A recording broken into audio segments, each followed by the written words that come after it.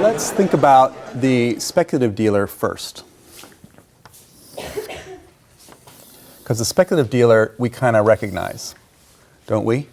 The speculative dealer is exposed to price risk, okay? And that's what the trainer model is sort of about, people who are exposed to price risk. I'm going to write the exchange rate on this axis here.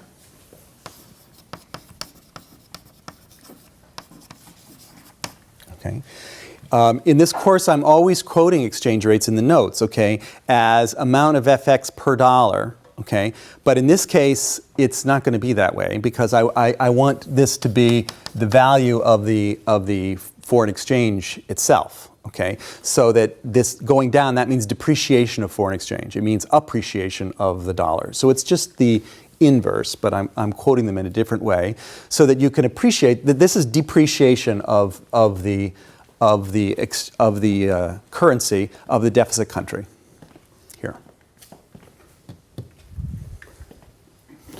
So I'm not going to write up here, 1 over S and 1 over F and things like that because that's just going to clutter it. I'm just going to call it the value of the exchange rate of FX, and you'll be clear. In the notes, I'm sharper about this, but I think the intuition is clearer because downward sloping means depreciation of the exchange here. When is it that the speculative dealer is going to be willing to take on a trade like this? Okay. What's going to make them say, "Oh, I'm happy to risk my capital taking on a trade like this"? Well, if you think about it, the issue is really about the relationship between the forward exchange rate that you're locking in today and what you think the expected spot rate is going to be at maturity, right?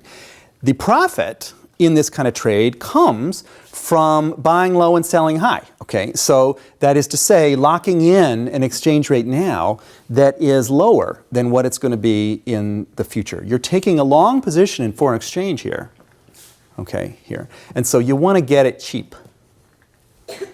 So let's just show. So this is your liquidity risk here.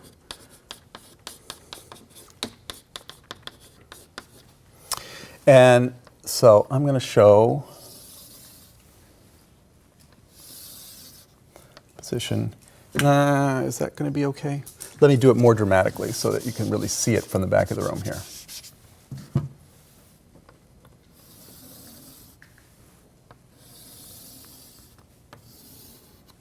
Okay. This is I'm quoting on this axis the exchange rate and also the forward rate. They're both exchange rates, so you can quote them both on the same axis. And the idea here is that there's some expected spot rate,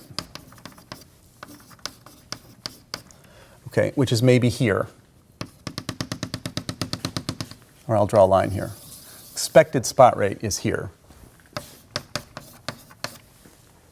Okay. And if you're able to do a trade where you lock in a forward rate here,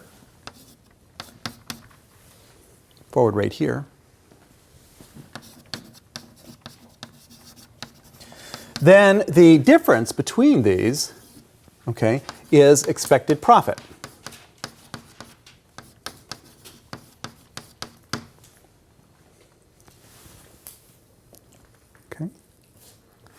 The difference between these is expected profit. So what makes a speculative dealer come to your aid in this simple little payment example is the expectation of making profit by doing so.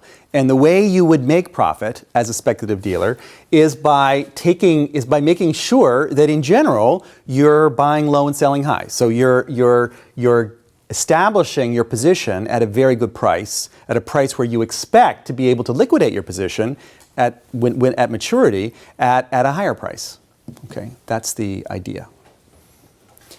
Now, lots of slips between the cup and the lip. Everyone knows this is a stochastic thing, and the prices can fluctuate. You might be wrong, but if you're right more than 50%, you're going to make money. And it's the swings back and forth, but you're going to make money. We don't need to go all the way over here to the left. Okay, let's just go over to the right to show where the prices are here. That's better. That's the way it is in the notes. That's the way it should be. Because I want you to see that the expected spot rate, okay, is what's kind of focusing your mind as a speculator, and then you're quoting prices that you think are going to be winners, okay, and you're prepared as a speculative dealer. You're prepared to take the exchange rate risk that the matched book dealer is trying to get rid of. That's basically what you're doing. You're getting paid to take that risk off of this matched book dealer's hands.